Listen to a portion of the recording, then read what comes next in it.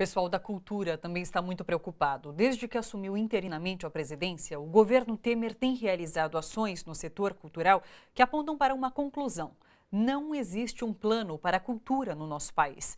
Profissionais do setor alertam para um cenário ainda pior, de desmonte de políticas públicas e do Ministério da Cultura. O governo interino de Michel Temer já coleciona algumas medidas que afrontam a cena cultural no Brasil.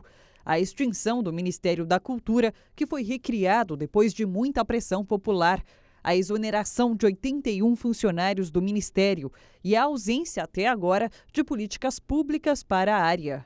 Especialistas afirmam que, apesar da volta do MINC, o governo quer mesmo paralisar o setor. Não há um projeto para o Ministério da Cultura por parte do governo interino.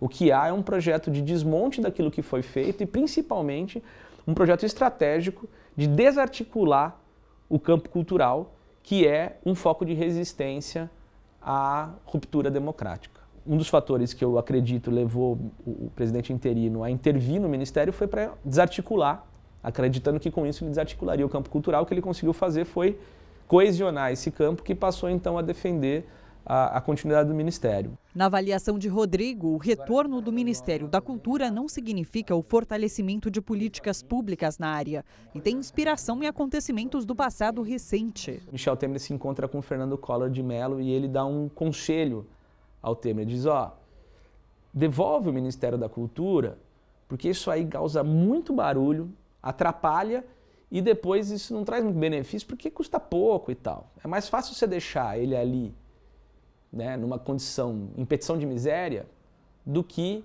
você acabar com ele. Não compre essa briga.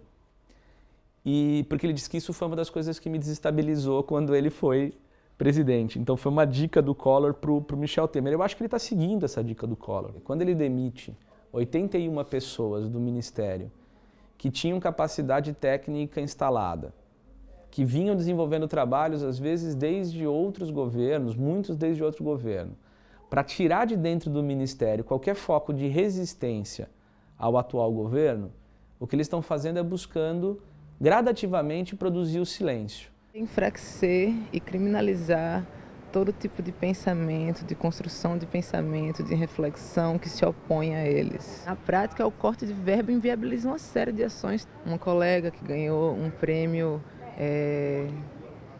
de arte no Mercosul, a verba foi cortada, ela não pôde viajar. Para estes especialistas, é preciso continuar fazendo barulho sobre o assunto, para evitar que a cultura seja ainda mais precarizada. O campo cultural não pode silenciar.